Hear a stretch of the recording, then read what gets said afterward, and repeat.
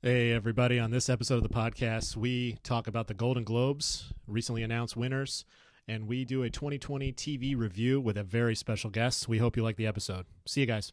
Oh, I'm sorry. Did I break your concentration? Good evening, ladies and gentlemen. Oh, what would happen if your mobile phone killed you? We are tonight's entertainment. I would rather watch Beautician and the Beast. People don't forget. All right, we are back once again. I'm your host, Aaron Wolf. With me, as always, Eric Russo. What's going on, buddy? Just another day in paradise. Oh, yeah, another podcast, Golden Globes. Let's talk about the Golden Globes. Yeah, so obviously the Golden Globes just went down. I got a chance to watch some of it. I'm not really a big, watch people's speeches sort of thing, but I did want to watch for Chadwick Boseman's, respects paid to him. But yeah, so we'll run through some of these winners, get your thoughts on if you were happy, if you thought anybody else should have won, and then some general thoughts on the Golden Globes and some of the things going on with them. Kind of a weird award. I don't know. I'm not a huge awards fan. Like if a show's good, I like it. If it's not, I won't watch it. But a lot of the stuff also that gets nominated, like I'm just not gonna watch in the natural course of things anyway. Yeah. But starting with TV, they got best performance actor, musical or comedy went to Jason Sudeikis. I'm a big Jason Sudeikis fan. He's funny. He's got the comedic timing. Great in SNL. Great in a lot of movies. And I started to watch Ted Lasso. It's actually a pretty funny show. It's endearing to him. And it's actually a pretty good showrunner as well, Bill Lawrence, who does Ted Lasso. He did Scrubs. That's what he's most famous for, but he's like a billionaire, Bill Lawrence. He's just done shows and shows and shows, but that's a good show, by the way. JD, Turk, Dr. Cox. Then I don't know if you've seen Ted Lasso or not. No, I haven't seen it, but I'm a fan of Sudeikis. So that's kind of where I fall with these award shows. Obviously, the Golden Globes is probably the second biggest one of the year, maybe third behind the Emmys for TV anyway. But it's always nice to see people that you like get acknowledgement for roles, even if you're not even a fan of that specific show. Like Jason Sudeikis is super talented, so I'm always happy to see him get a W. From there, we moved to Best Performance by an Actress in a TV Show. So this one went to Catherine O'Hara for Schitt's Creek. I think Schitt's Creek's a really good show. I think she's definitely the best part of the show for me anyway. I think she's hilarious. She is hilarious. It's actually a pretty good show. A lot of people don't like it, but it's just a goofy kind of funny thing. Like you can't help but be endeared to some of the characters on there. But yeah, that's probably well deserved. I started The Flight Attendant. That's really the only other show that I know on there, which is Kaylee Cuoco from Big Bang Theory, which is another piece of crap that I hope never comes back. But anyway, those are the comedy award winners, and then they got a couple dramas, Best Actor in that. Apparently, The Crown. We're missing something on The Crown because they won a ton of different awards at the Golden Globes this year. Yeah, so we'll I don't have know if our. you've ever watched it. I actually have not. I'm kind of like you. I'm always more into the movies, which is why we're going to have our special guest on a little bit later in the show so we can get his thoughts on The Crown specifically. Out of these shows, I've seen Ozark. I thought Jason Bateman. I always root for people that, I'm like, I hope Jason Bateman wins. That's kind of where I was at with it. But clearly this show, The Crown, is somewhat well-deserving if it's winning all these awards. So excited to get TV Ron's take on this a little bit later. TV Ron, special guest. TV Ron. Coming out soon. Love TV Ron. Gotta love TV Ron. The actor and actress in The Crown both won. Josh O'Connor, Emma Corrin. The show won Best Television Drama. The Crown did. And so the hats off limited to that. series. What's that? I said hats off to them. Hats off to them. Yeah. I watched the first season and I was like, okay, it's kind of boring, but either way. Moving on, we have Best Performance by an Actor in a Limited Series or Motion Picture Made for Television. So some heavy hitters here. You got Cranston, Jeff Daniels, Hugh Grant, Mark Ruffalo, and Ethan Hawke. So some very well-known people. Literally like the 90s. This was the 90s acting core. Like maybe not Bryan Cranston. He kind of became more popular after Malcolm in the Middle, but like, whoa. Like Mark Ruffalo ends up winning it. You know, obviously he's Hulk, but he's great in pretty much anything he does. Like Spotlight, he's a killer. I haven't seen I Know This Much Is True. I think I would like to see it. Doesn't he play like him? He plays two characters in it. Is that right? Yeah, he plays two characters in it. I believe it's a HBO show. Not too many episodes either. So I'm a big limited series guy. I like stuff that is basically just a long movie versus, you know, especially if I'm behind and I'm like I have to catch up on 8 seasons. It's very unlikely that I will do so. But a show like this, you know, you make it through a few episodes, you're already like towards the end game, so it's worth sticking out. Good show, great performance for sure.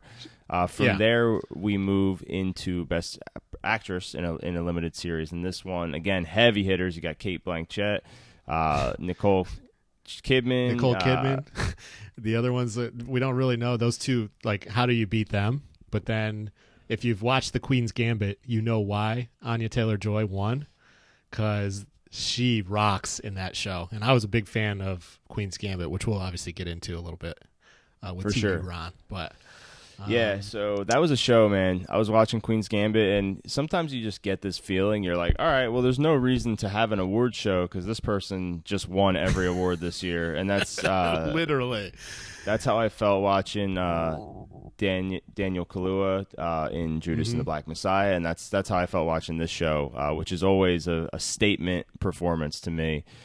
So from there, Queen's Gambit also did win the coveted Best Limited Series as well. Yep. What else we got? The Crown continues to dominate. Best Supporting Actress. Two nominations for two different Queen portrayals. Helena Bonham Carter and Gillian Anderson. Gillian Anderson did win. I wonder how they pick that. It's like, how do you choose? Helena Bonham Carter, obviously being a crazy psychopath of an actress, just like incredible and everything, but just scary looking. She's like Fight Club. Fight Club still gives me nightmares, basically.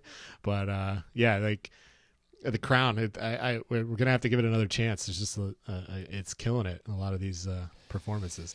So it's weird that the Golden Globes they have the best lead actors for drama and comedy for shows, but then for supporting roles, they put everyone together. So you have comedy and drama, you know, fighting for one award, which is to me kind of stupid because when is a comedy gonna like a sitcom gonna beat out, you know, this dramatic performance? So I was a little bummed. You know, Dan Levy, who won the Emmy for Best Supporting role in a comedy, obviously had no chance competing in, you know, with some of these you know, more dramatic roles. So that kind of sucks that he missed out on the Golden Globe. But John Boyega from Star Wars did win for Small Axe. I have not seen this, so we'll ask TV Ron about this one too. But yeah, he's a cool dude, good actor. Yeah, no, I think he's talented. He can really scream. We know that from watching the Star Wars movies. So he's got that scream voice down. Luckily, Schitt's Creek does get a little bit of redemption there. Dan Levy did write quite a bit of it as well. Yeah, and they won Best Television Series, whether it's a musical or a comedy. But yeah, I think Schitt's Creek is worth a watch. If you it's just another show where it has a lot of episodes, a lot of content you can binge, you know, several in a row and take up some. It's like that background TV show you can just have on, you know, not have to pay too much attention to it. Always nice to have. From there, we're moving into the movies. So this is my favorite winner of all time because of what it's up against. It's absolutely hysterical. Best motion picture, musical or comedy goes to Borat. Borat number 2, the sequel. Are you like very it's up nice. against Hamilton? Wow, is it very nice? Very nice. Yeah, there's another drop. It's up against like Hamilton and like Palm Springs, which is a Hulu production, which was really, really good. Kind of like a Groundhog Day-ish type of movie. So I laughed my butt off when I saw that Borat won.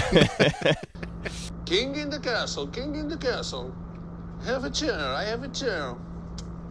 Yeah, so for me, I love the Borat movie probably more than most people. I love the first one, I love the second one. I was very bummed that Palm Springs did not win. I thought Palm Springs is a way better movie than the second Borat.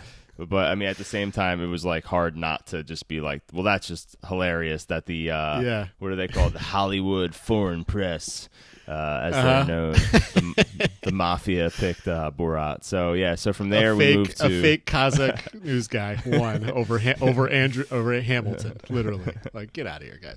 Yeah, awesome. best motion picture drama, Nomadland. I haven't had a chance to watch it. It's definitely on my list. So I watched it. It's definitely very well made. It's a good movie. A little boring. I don't want to like disrespect it too much, but the subject matter, I could see that certain people will think it's just a phenomenal movie, and some people are just not going to be able to relate to it. I definitely thought her performance was great in that. As far as like best movie of the year, man, that just shows you that's a rough year when that's winning Best Picture. Really weird that Judas was not nominated at all, which is insane because to me Judas was way better than a lot of these other movies. Trial of Chicago 7 was pretty good. I thought Promising Young Woman was Yeah, I've never heard of Mank. I don't know what that was. You told me your thoughts on Promising Young Woman and saved me 2 hours, so I appreciate you on that one. But yeah, I think TV Ron will have some opinions on this winner here. Yeah, for which sure. Looking forward to. And then foreign language film Minari, which is a U.S. film. I don't know how a foreign language film could be in the U.S., but I didn't see it, so I'm not sure exactly what it is. I would definitely recommend watching this one. I just caught it. It's on demand right now. It has the guy Steven, I forget his last name. I want to say like Steven Yeun. I'm probably butchering that. I apologize. But he is amazing in it. Very, very good movie. I definitely think everyone would enjoy this. I'm very happy I watched it. Very deserving. I hate that this didn't get a nomination for Best Picture Drama. I hate when they do that. Like this movie definitely will 100% be nominated for an Oscar for Best Picture. So oh really? Wow. Okay. Yeah. So Golden Globes are always weird. But yeah. So then we move They're into pretty some weird. Best screenplay. Aaron Sorkin does it again. Trial of Chicago 7. He just writes well. He just does a good job. So did you watch Trial of Chicago 7? Trial of Chicago 7. Yep. Yeah. Did you watch it? I haven't caught it yet. I started it and then got interrupted. I just haven't been back to it. But yeah, like I said, I like movies that are representative of real events, and I will definitely be watching it 100%. Yeah, so I saw it. It's pretty good. Tells a good story. Kind of again ties into the similar stuff going on in Judas, right? I thought that it's a much better screenplay than it is like a movie, like directing wise. Like I don't think Sorkin's a very good director. I think his strength will always be in his writing for sure. So always, anytime he wins a screenplay, I'm like, yeah, no doubt, he's probably the best writer of all time.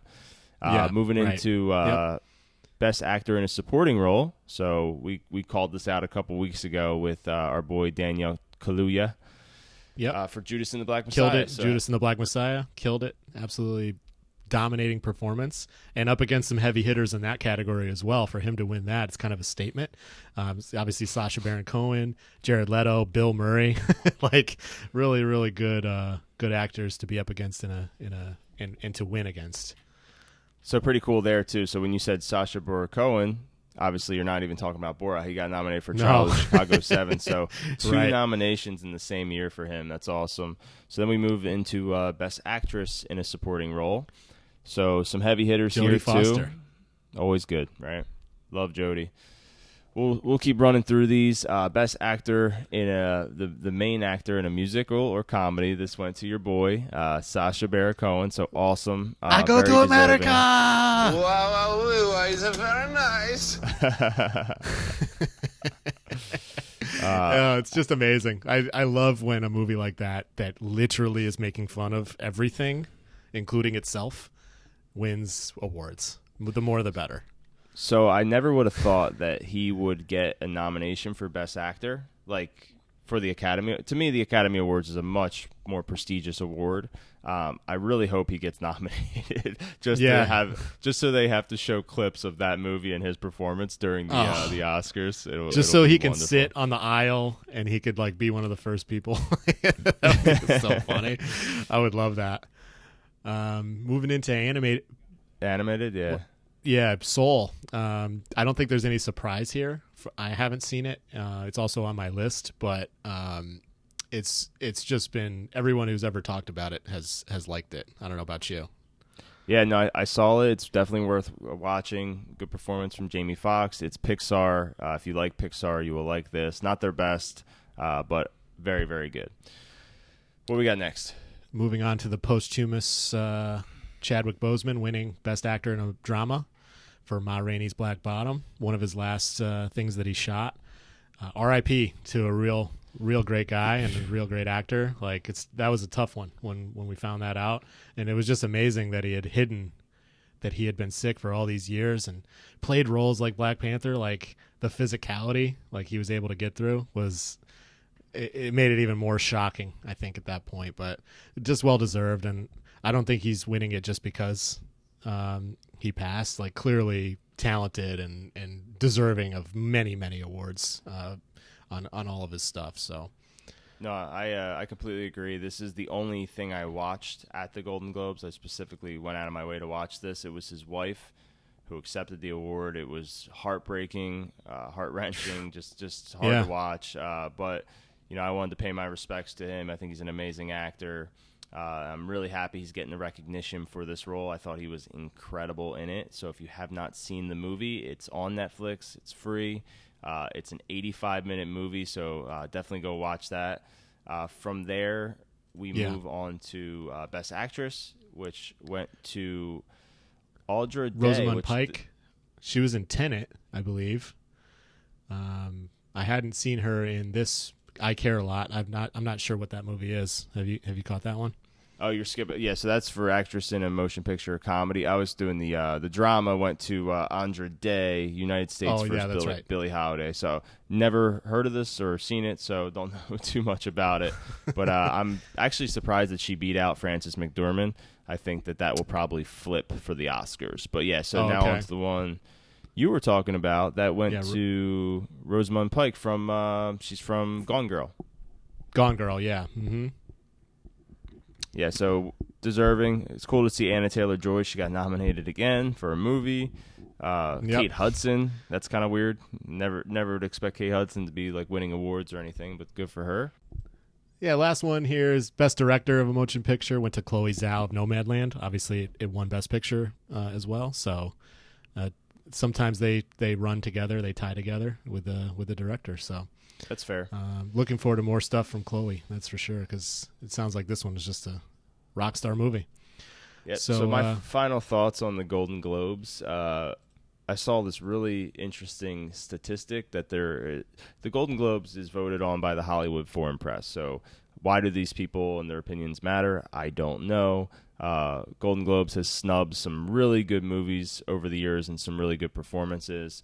They have the comedy category too, so you think they shouldn't really be doing that. But the fact that there's 85 members and not one member is of color is insanity. How could it be fair? It just doesn't make any sense. Like, who picks them to be in those roles? Like, it's literally 2021. We're talking about this shit. It's hard to be. There should be diversity with stuff like this. Yeah. It just doesn't make any sense to me how that could be possible. Now that it's out there, I'm guaranteeing you that won't be a statistic for next year. They'll definitely, hopefully, get some people of color in for the voters. But yeah, honestly, I've never really been a huge fan of the Golden Globes. I just wanted to, have us pay respects to some of the winners and some projects coming up for them that we're excited about. But yeah, so moving on. Yep, moving on. When we come back, we're going to have a special guest. Our boy, TV Ron, will join us to talk about some of our favorite shows and documentaries from 2020. TV Ron. We are back with our very special guest, TV Ron. What is up, my friend? Hey, guys. Good to see you or talk to you again. Welcome to the old Made for Movies podcast. We are happy to have you talking about some television from the year 2020. What a year 2020 was. Did anything happen? God, just all kinds of things. None of them good. Little chaos. Okay. Graduated from law school, though. We didn't have much choice. We really had to watch a lot of TV in 2020, didn't we? So, yeah, I think I'll kick it off. Like, I think my favorite show from 2020 was definitely Mandalorian Season 2. I'm just a big Star Wars fan. They're keeping in line with, like, that timeline, Return of the Jedi. Just after the events of Return of the Jedi. It was just fantastic for me. Some honorable mentions, definitely like The Queen's Gambit was great. I'm sure we're going to have some crossover on some of that stuff. And then probably my other favorite, not too many that were standouts, but would be The Boys. Season 2 also came out last year. And that's just a great take on superhero movies and superhero TV shows. So it's hard not to be entertained by that. Russo, how about you? Yeah, for me, so my favorite show or limited series was definitely Queen's Gambit. To me, just I think that performance, like she had me hooked from the first episode. I think it's one of the better TV performances I've seen in a long time, and just the way the show tackles addiction, as well as just making the chess games like one of the most entertaining things I've watched. It reminded me of Casino Royale with the poker, where it's like typically that stuff's so hard to for it to translate. So that's really, I saw Mandalorian. I thought it was decent. You know, I liked it as much as season 1. It wasn't like my favorite show ever, but definitely way better than the movies recently. So heading in the right direction for that. And then what was the third one you said? The Boys. The Boys, yeah, awesome show too. I love The Boys. Definitely interesting take on TV shows. But me and you are the movie experts, and for this, we bring in an expert for TV. TV Ron in the house. TV Ron. We want to get TV Ron. Yeah. We want 2020 Introduction, guys. Yeah. 2020 top 5 shows for you. Let's get this party started. Absolutely. So, obviously, this being the year that we all stayed inside and caught up on content, there were a lot of shows that I watched that didn't come out in 2020 that I'll certainly bring up later as, hidden gems or just good shows that I always wanted to see that I'm glad I did. Awesome. But for 2020, I have a top 5 and a couple honorable mentions. So let's start with the honorable mentions. Honorable mentions. Okay, I thought The Undoing was good. Was great. There were parts of it that meant that I didn't want to include them in the top 5 just because it was kind of a show that in many other HBO show sort of fashions had been done before. I think that there was a lot of parallels between that and Big Little Lies. Killing Eve was great. That was a good show. Honorable mention. And I was a huge fan of For All Mankind, which is what's that on? An alternate history show on Apple Plus. Apple Plus. For All Mankind. The premise being, what if the Soviet Union won the space race? How would that have changed world history? As a history buff and a TV aficionado, that was a really cool combo. So kind of like a man in the High Castle type of vibe with that one? But like way better. Oh, really? Yeah. Okay. Yeah, Man in the High Castle is a good show. Don't get me wrong. Alternate history, again, always going to be interested. But the theme, it being kind of Cold War politics and, just the way that would sort of change the way the entire world looked at these two competing superpowers, makes for pretty amazing television. Definitely recommend it. Apple Plus is turning out some good stuff. Yeah, for sure. But my top 5 shows for 2020. Top 5. Let's start with number 5. Sorry, let's get into this. Number 5, relatively late comer, but I love the original movie of Snowpiercer. I think it's just like a really good independent movie. And a neat world, right? As someone who loves fantasy and sci-fi, it's just like an interesting concept. Even if it would never happen in a million years, a train that's keeping humanity alive running around the planet. I'm on a train. I'm on a train. I'm on a train. I'm on a train. No, this. Yeah. Okay, guys, I gotta let the audience know something. This is why we love TV Ron. TV Ron. Because in no way, shape, or form did I expect him to say his 5th favorite show of 2020 was the TNT series Snowpiercer. Okay, so Get I'm just saying. the heck out of here. Okay, Yo, continue. So bear with me here for a second. Okay, TV it is Ron, a bring it show. It's a show that deals with like race and class and natural disasters and just like the character development's insane. It takes what was already a cool concept, the Snowpiercer world, and makes it bigger. I was, not gonna watch it because I liked the movie so much, and I'm really glad I did. It makes me like the movie more, and I watched the movie afterwards. And at this point, I don't know which one I prefer. Wow. So, Wow. 5th on my list, Snowpiercer. Quick highly question on recommend. Snowpiercer: does, without giving spoilers, does it follow the plot of the movie, or does it just expand on it? Same concept, but totally different plot. Okay. And just like a lot more to it. I mean, it's 10 episodes, right? That are each an hour long. The movie is 2 hours, and most of it's just one long fight. Standout performance so in it. This is better. Pardon me. Standout performance.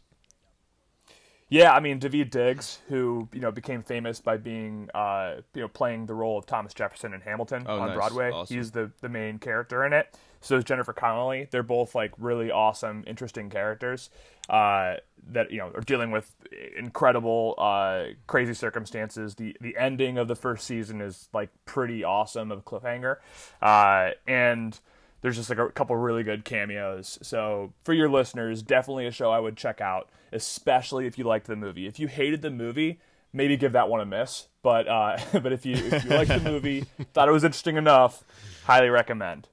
And it's got Ned Stark in it, so who can hate Sean Bean? Yeah, he's Absolutely. always the best. And that plays a very key role, which should make season 2 super interesting.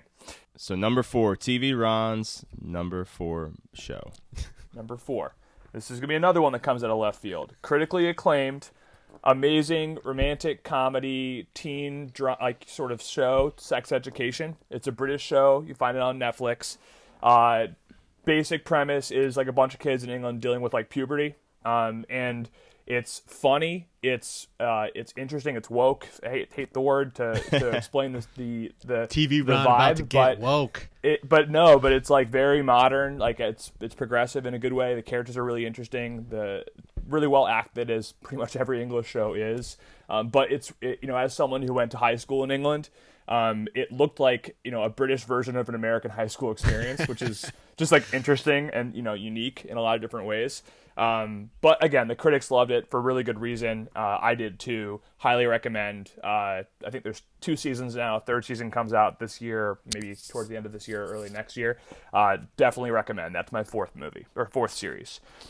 3rd series, no surprise there. Queen's Gambit, as just like you guys said.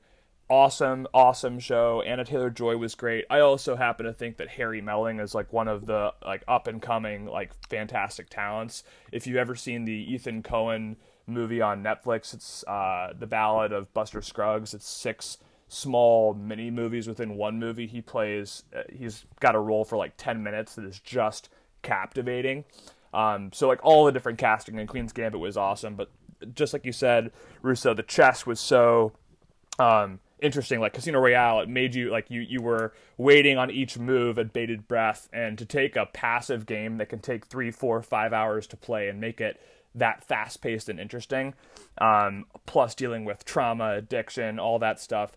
Netflix is known for putting out a lot of garbage, but every now and then they have a really good show like Stranger Things or Queen's Gambit, and I'm glad that they do. Awesome. I bought a chess set. I don't know about you guys. Yeah. I'm about to get back into it. Play. So actually, I found this. I found this chess app on iPhone, and it actually has every age of her character in the movie because they obviously have scores for the chess players. So you can play against her at age 5, age 7, age 9, like all the all the different episodes.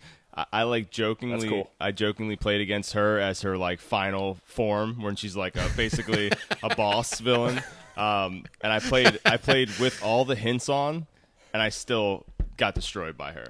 So pretty, of course, pretty. No, you can't beat a computer. Yeah, not man, a computer. that's her wild. especially. Yeah, that's I used to love chess, but my brother is practically a rocket scientist. He was also good at chess, and so I just got sick of losing.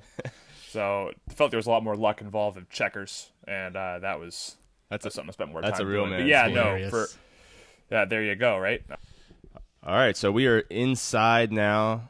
The top 2. The top two. TV Ron top 2. Top 2. So the top 2. This might sound a little bit weird, but you got to remember who's talking to you. First one, or number 2, is Ted Lasso. That show is hilarious. It's heartwarming. The English or the American Strange Fish in a Strange Pond, in England really, really works for me. It's like wholesome. Who would have thought that 2020 was a year that we needed to see wholesome stuff to really break through the slog of everything that was going on out there. If you can ignore his Golden Globe acceptance speech, which just is a portrait of a man experiencing hard times, the show itself is awesome. I haven't put it on for anyone who hasn't enjoyed it. It's corny, but in a good way, and especially with my experience growing up in England, I can't speak highly enough of it. I can't wait for season 2.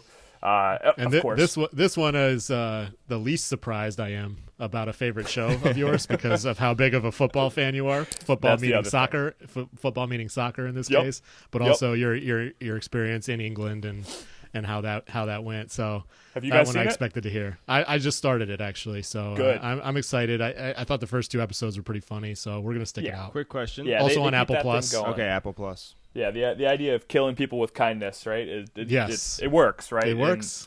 yeah. The 3 of us Yeah. know that as well. Absolutely, right? My final, though, I had to think about this a lot. Even though it looks like me and the critics didn't necessarily agree 100% on this one, I just graduated from law school, just started becoming a practicing attorney, and because of that, and my experience working in prosecution and criminal law, I loved Perry Mason. Perry Mason was an awesome, atmospheric film noir, murder, mystery, political drama with some amazing cameo performances. John Lithgow Nice. in an awesome Always good. 4-episode part. I think Matthew Rise is one of the better actors out there these days. He has a magnetic smile. It's magnetic just, smile. It's ridiculous. Absolutely. The Americans was his like kind of coming out party. Yep. And that was one of the shows I'll never forget, and I will rewatch multiple times moving Yeah, forward that's because of him. Because The of him, Americans 100%. is on my top 5 best series of all time for no and his acting is 100% part of the reason why he's on that list. So Perry Mason, great. I can't wait for season 2, especially since the first season was all sort of setting the scene again. 1930s Los Angeles in the middle of the Great Depression. This is an interesting time to be there, and there aren't that many shows that deal with it. So as a lawyer, as a person who likes a character drama and likes a little bit of murder mystery, that was an exceptional show, especially for the period piece play. So those are my top 5 of 2020. That's awesome. Where can our viewers find Perry Mason? Perry Mason is an HBO show. If you have HBO Max or HBO, you can watch it there. So that's a good point. HBO Max also is carrying Snowpiercer, Netflix for Sex Education and Queen's Gambit, and Apple Plus for Ted Lasso. Check them out. You heard it here first. TV Ron's top 5 of 2020. If you don't watch these series, you do not have a brain. Quick recap. So number 5 was Snowpiercer on HBO. Number 4, Sex Education on Netflix. Number 3 was Queen's Gambit on Netflix. Ted Lasso at number 2 on Apple Plus, and Perry Mason, number 1 TV Ron show of 2020 on HBO Max. Well, that was awesome, but if there is winners, there always must be a loser. So if you had to, gun to your head, what is the worst show you saw in 2020? So 2 ways to answer this, right? I think it's only fair to say least favorite show of 2020 would have to be a show that I actually saw from start to finish, right? Because there's a lot of shows that I put on an episode and decided that this is garbage and wasn't worth spending my time on. So you bansheed it, is what you're saying. No, you For shut up. those who don't know, I've been recommended the show Banshee, which was a Cinemax original production from a few years ago by these two many times. I gave it a good 3-episode try.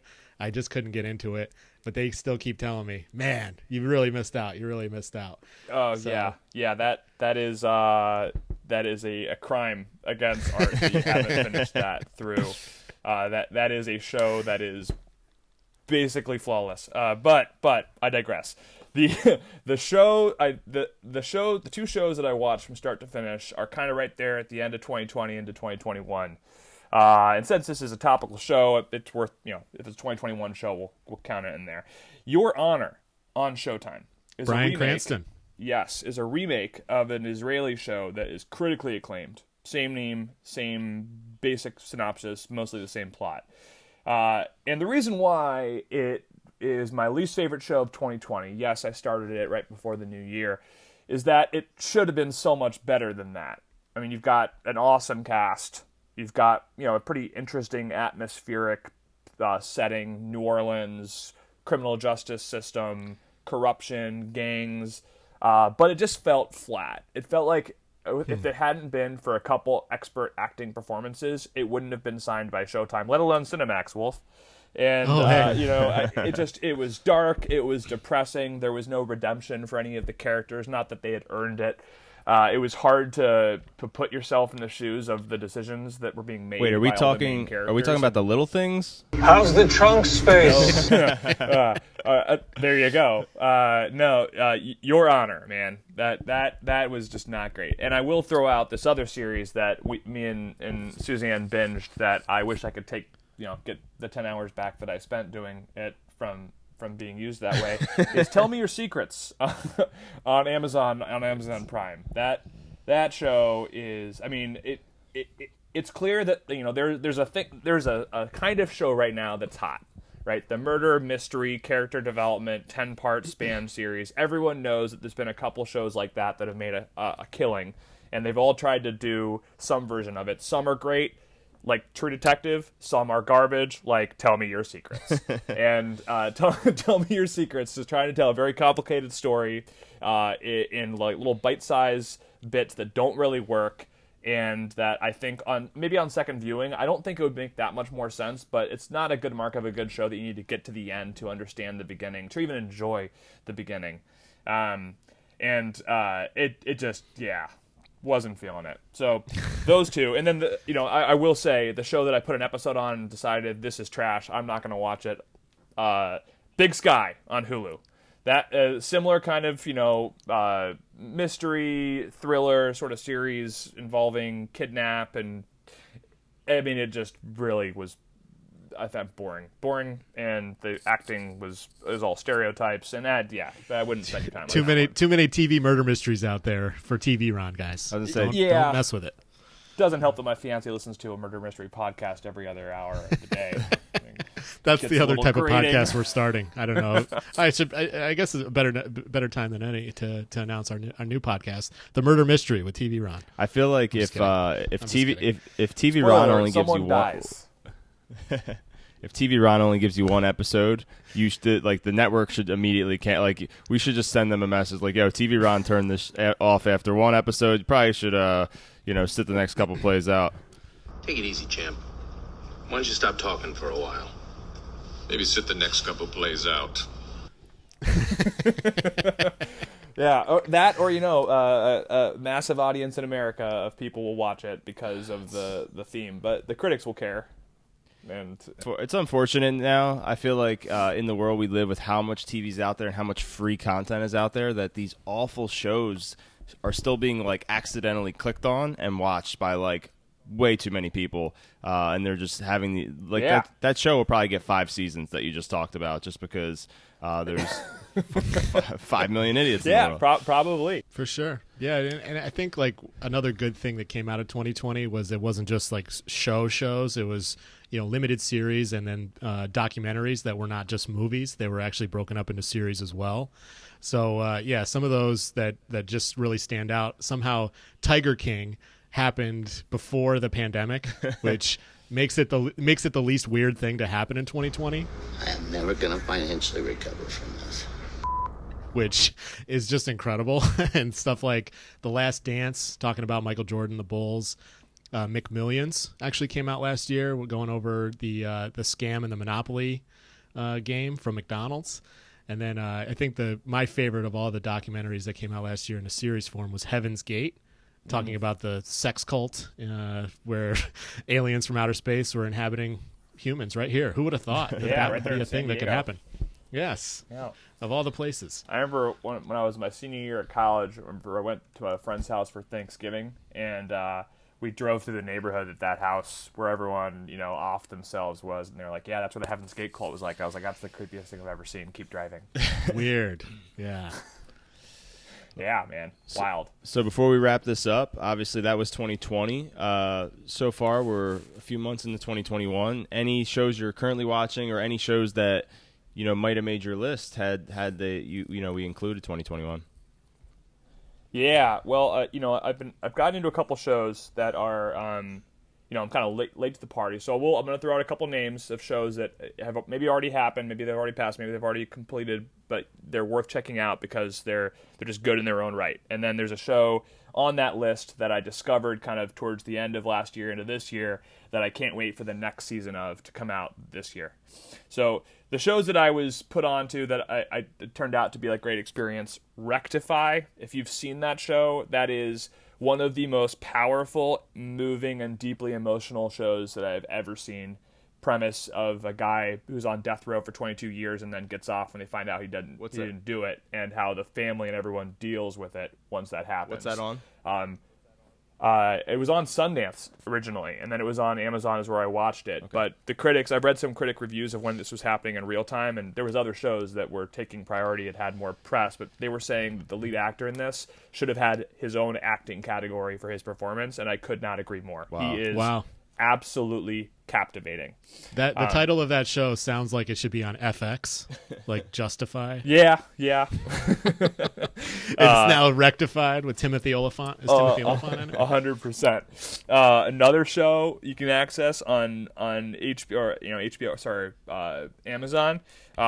Both seasons, awesome premise. Counterpart. It was a Starz original series that is part sort of sci-fi, part film noir. I'm not going to spoil too much of the facts, but involves like sort of a parallel version of the world and sort of crossover between the two.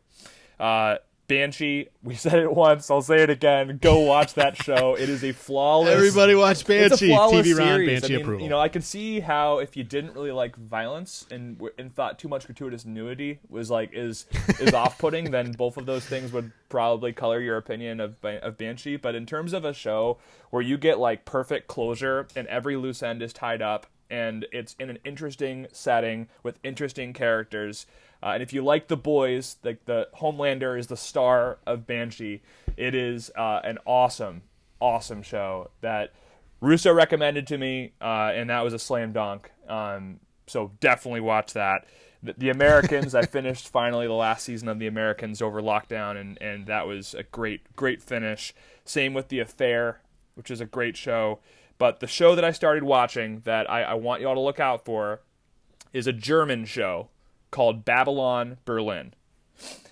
The premise is takes place in the late 1920s, early 1930s in Weimar Republic, Germany, with the rise of Nazism, the rise of communism, a murder mystery involving like the underground, the mob in Germany, and sort of police officers in the crumbling Weimar Republic before the rise of Hitler that are trying to save the institutions that protect the country and also solve a crime.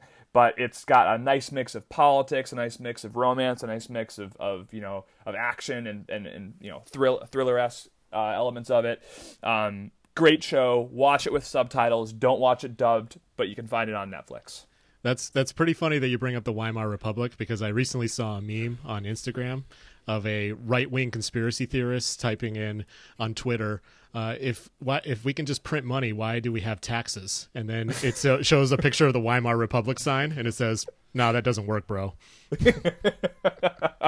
Yeah, man. I mean, there's not that much content about the Weimar Republic, but people don't recognize that right before it, everything ended after the Great Depression in Germany and the rise of Hitler, it was like the most progressive, liberal, like wild place of avant-garde theater and music, and just like multiculturalism is where people went to like explore art and music. A lot of beer drinking. There wasn't anything like it. Yeah. So it's a fascinating setting. Mm-hmm. Highly recommend. TV Ron, stamp of approval. Yeah, it's good great stuff, man. Absolutely. Wow. And then our last question for you, just because it did pretty much sweep all the awards and we did not see it, we just wanted to, inform our viewers what you thought of it, is The Crown. Yeah. So, you can't deny that it's a really excellently produced series, right? And The Crown from season to season is dealing with different stages of what will probably be the longest serving monarch in British history. But I'm not a big fan of the monarchy in general. For political reasons amongst others, and for that reason, sort of like these introspective looks at really rich, powerful families that have no right to their riches or power don't really give me that much in terms of the ways of motivation to watch. But the acting performances are great. I mean, like The Queen with Helen Mirren that came out back, I think, in 2005 or 2007 is a really good movie where Helen Mirren does a perfect job of capturing Queen Elizabeth II. As you're talking about it, I'm just picturing Mark Cuban on Shark Tank, and for I'm that out. reason, No, that is where I was going. I mean, like, especially 1980s Queen Elizabeth, like, her country is like being brought to its knees by the austerity politics of Margaret Thatcher, the Iron Lady, who, while a very effective prime minister, was also incredibly intolerant of poor people, and it was devastating to the lower classes in the UK. So, while I the show certainly does paint those leaders in a negative light, I'd care more about the people on the ground in England than the people in the palaces in England during that time, and for that reason, I'm out. That's literally the perfect synopsis, because I started watching The Crown season 1. I found it hard to sympathize with characters who are going through like, oh, woe is me, and then they go to sleep in Buckingham freaking Palace. Like, get out of here, Right. dude. Like, you don't have anything to worry about. All on board with Harry and Meghan divorcing themselves from their responsibilities and drawing attention to just how toxic that family is and has been, and how much they use the British press. And the British press, incidentally, is just relentless. Like, gossip, celebrity, like paparazzi in England makes the shit that happened to Britney Spears look like a walk in the park. Wow. And they have done for 100 years. So, like, I'm glad that those two are speaking out about it. I don't need to watch any more shows that talk about, we're still rich and powerful, but they hurt our feelings. I don't care. Oh, it's hilarious. Yeah. But I think that wraps it up, guys. We want to really thank TV Ron. It was a pleasure, man, as always, having you. TV Ron. And guys, fellas, we hope you liked the episode. And make sure you subscribe on all of our platforms. So take it easy, guys. Absolutely. We'll be back to you later on with more reviews. More TV Ron to come. I will see you then, or I will see you on another. And for that reason, That's we're very out. confusing. See you guys. TV Ron. Thank you guys for listening to the Made for Movies podcast. We really hope you enjoyed this episode. Please feel free to send us your thoughts and opinions on these movies that we've discussed, your rankings, any movies you want to see, any movies you'd like us to review. Please shoot us a note. You can find our info on our website, which is madeformovies.com, our Instagram, which is Made for Movies Podcast. And we really hope you liked it, guys. Have a great day. See ya.